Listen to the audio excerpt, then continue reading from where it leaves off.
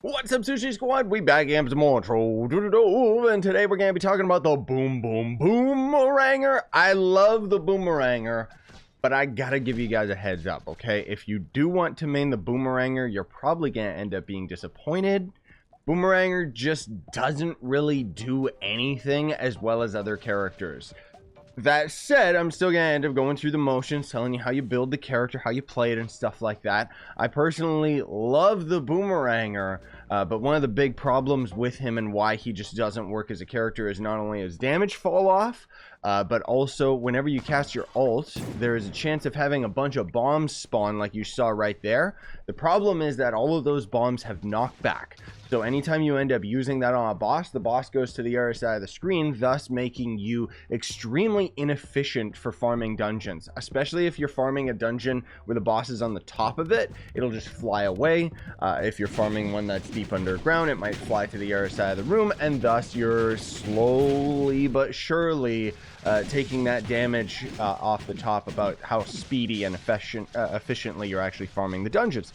Now, with that all out of the way, we can get into the video. But before that, I gotta let you guys know, if you would please, if you're new to Trove, use that sign up link down in the description, and then anything you end up buying out of the cash shop, I make a percentage of that sale. It's an awesome way you can support me by just playing the game and buying stuff that you would otherwise buy. My top recommendation for something you want to buy, probably credit pouches, because they're extremely expensive in game. So you just buy the credit pouches, sell them, and then you can buy pretty much more than anything you could ever get out of the shop. Thanks to Game and Go for the opportunity. Thanks you fine beautiful people for actually doing it, because it has helped me to pay the bills. Sincerely, namaste.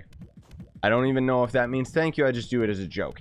All right, so Boomeranger, you're gonna have to ignore my stats and everything like that, just because I don't really have all my gems or anything on my Boomeranger. However, Boomer is going to end up being built pretty much the same as any physical character, so later in the video I'll swap to my Shadow Hunter so I can end up showing you the gems and stuff like that that you want to end up working towards. Now, as far as your gear is concerned, attack speed obviously is going to be one of your... Okay, these all suck, so ignore my stats. You're going to be going for attack speed second stat, just because attack speed is where most of your damage is. And then on top of that, you're going to be going for either crit damage or movement speed. It depends on your function. If you just want the raw damage, obviously you're going for the crit damage. In which case, if you're just going for the raw damage, I would recommend that you maybe use the Knight subclass ability and have a high power rank Knight, just so that you can compensate for your lack of movement speed by having mount movement speed because of the subclass, right? Otherwise, again, if you want full-on damage, you're gonna probably just be going for Sword of Crazy, the Lunar Lancer subclass ability, just because it's going to end up giving you that chance of going big mode and having a little bit more damage to destroy enemies with. For the ring, I don't know, magic find, crit hit, jump, it doesn't really matter, because the whole thing about the Boomeranger, which is kind of cool, is that the Boomeranger doesn't actually have any energy, so there's no regen to think of. All you're dealing with is constantly throwing your boomerang and having it tag enemies, so that you can end up reducing the cooldown of your other abilities. And once you get your classroom ability, your bomb is going to end up dropping these little chicken babies. And back in the day, this is where the Boomeranger's damage was, but unfortunately Boomeranger slowly but surely ended up getting nerfed into the ground, and now frankly doesn't keep up with the other characters. I don't know why they nerfed it. Let me grab all these before they despawn, just so I can put them in the club chest. But anyways, that's basically what you're doing, is using your abilities on cooldown every single chance that you get. The best thing that you could do for damage wise is having all of your chicken babies all out at the same time, which on this costume, they look disgusting. But again, your boomerang is going to be like your best bet. For the banner, I always just go for like a nitro banner, or the one that gives you more geo for your wallet and stuff like that. It doesn't really matter too much, but if you want just light, just damage, you're going to be going for the Leviathan banners, which there is a permanent banner you can get from Leviathans. I don't have it because I don't farm Leviathans, because I find them to be extremely boring. But if you get it, well, there you go. That can be the highest damage in the game, because the permanent banners can actually be forged into stronger banners now. So for the ally, that is, I mean, you can go either way with this guy. Like, you could go for the animated jug, just because it's basically Raptor Berserker, so it's going to give you that extra movement speed. And if you're farming dungeons, movement speed is pretty much your primary thing to do, right? It's entirely up to you, though, if you want to end up swapping to the cooldown reduction ally, just because, obviously, cooldown reduction means you're doing more damage because you can end up casting your abilities a lot more often. Honestly, though, with your boomerang, like, slowly reducing your cooldown and stuff like that anyways, it doesn't really matter too much. It's entirely up to you is what I'm saying. You can use one or the other and be efficient. For the flask, I always use Death Defying, just because if you've built a character properly, you're probably going to be sitting around 500,000 health, if not lower, which, if you're in U10 or Deep Delves, means you're going to get one shot, okay? And then the whole point is that Death Defying is going to heal you out of that death, because otherwise you would have just died. Any other potions in the game, you pretty much have to use them consistently and constantly before battle. It means you'll probably end up having to use, you know, Unyielding, just for the sake of having the invulnerability frames and stuff like that. But let's talk about emblems. So for starters, just when you're not strong enough, you're going to be using Martial Emblem, and you're going to be using Sure Strike. Once you end up having enough crit hit, you can swap off of Sure Strike. Martial, you could very easily just keep around, and then the Boomeranger's damage is not nearly as low as other characters, like as much as you would expect. I mean, Martial just makes any character a lot stronger, right? Because it's just a free 250% damage.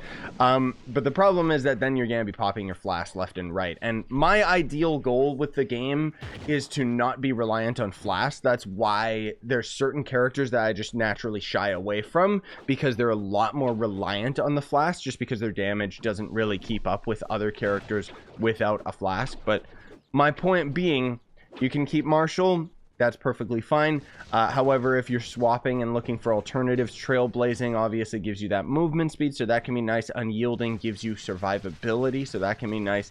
And Chromatic is going to end up letting you cast your abilities more often. Another one that is kind of a sleeper potion thing you can do is you go for the allies. I forget which one is physical because I never end up using any of these. But these, the Beamer Eyes, or just the Eye allies in general, they can end up doing quite a bit of extra damage as well. All right, so moving on to the stats that you're going to be going for. Now, again, I just have all my physical gems on my Shadow Hunter. That's why I'm using my Shadow Hunter, but these gems are going to end up being kind of across the board. Very, very simple to end up using. For your Cosmic Gem, I mean, you can use Berserker just because of the sake that it is going to end up giving you more light value, which means more damage. This only really matters for like true endgame, full U10, really deep delves and stuff like that, because otherwise you can use Vampirium just because it gives you a little bit of life leech, which and then it gives you a little bit of movement speed, which is nice. Oh, I should also mention very briefly, it doesn't really matter if you use a bow or a sword on the Boomeranger. The sword, as far as I know, has more damage, but it does have a little bit of knockback, which again, but the range of the bow is basically, if you're dying a lot, you will have a lot more survivability because you don't have energy on the Boomeranger, which means you can basically jump in the air permanently so long as you have enough jump to do it, just shooting down on all the enemies and stuff. Granted, a lot of enemies in U10 have a lot of ranged attacks, so it doesn't matter as much. Now, the lesser Cosmic Gems, you know, it's not really going to matter too much, but the whole goal of all of your Cosmic Gems is all 3 pearls or boosts, whatever you want to call them, into light. And then the other stats are going to be physical damage and crit damage. That is across the board how you build your Cosmic Gems. Now, for all of the other gems, I always like to just give you guys a very easy 6:3 ratio, which I want to point out, because I had a buddy of mine ended up mentioning to me about the, you know, the true coefficiency of the game and stuff like that. This is not 100% perfect. You don't have to be using my build exactly. You can kind of mix it up.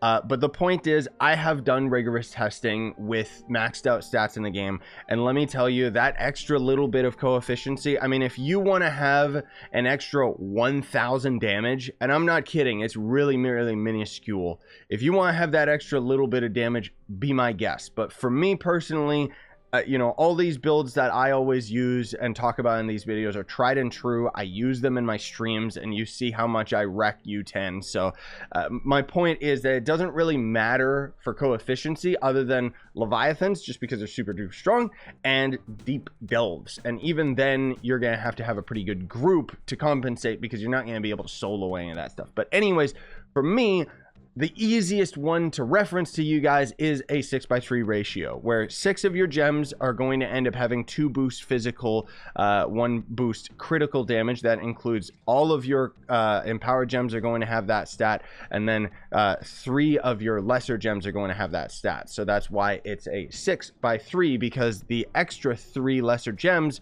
are going to end up being 2 pearls crit damage, 1 pearl physical damage.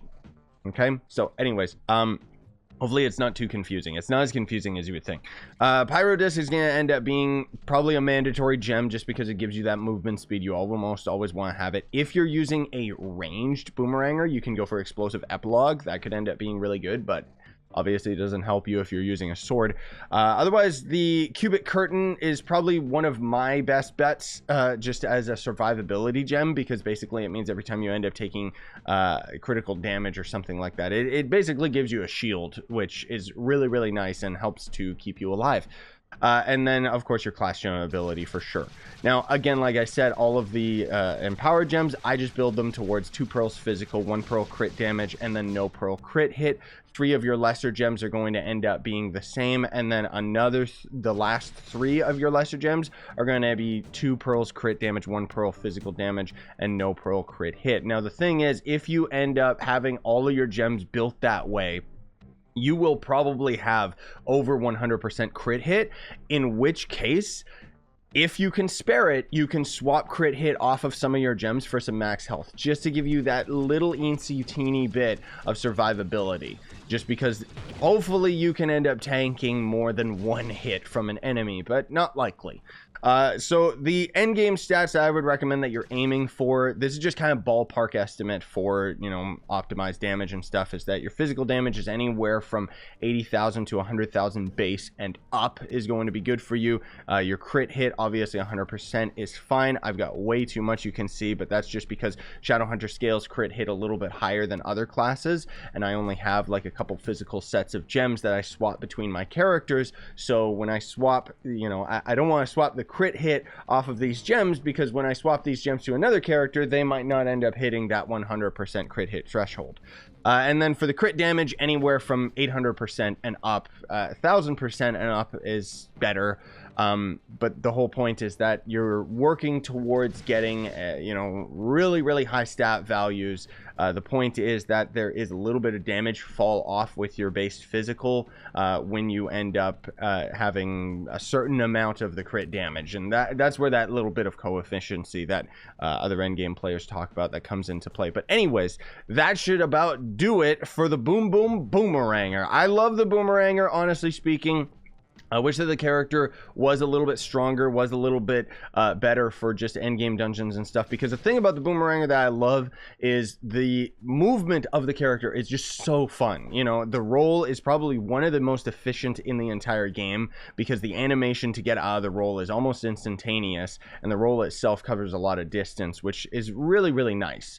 Just generally speaking, I really, really like the Boomeranger. Now, again, referencing to U10 versus Delves, you're not really going to turn heads with the Boomeranger just because your damage isn't going to be that great. But because enemies hit so hard in the Delves, that's where I'd recommend you probably want to go for a bow rather than a sword, because if you get up close and personal, you're going to die over and over again.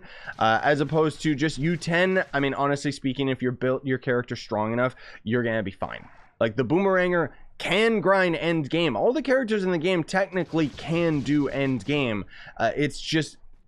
again, just another little warning. If you take all your gems and all of your gear from your Boomeranger, literally swap it over to the Neon Ninja, you're just going to be that much more efficient, because Neon Ninja scales better and is a faster moving character. But again, this is a boomer tutorial for those of you that love the Boomeranger, no matter the cost. Thanks for watching. Smash the like, sub for more, buy the merch you want to support the channel, and have yourselves a fantastic day. Sayonara and stay ever, gamers.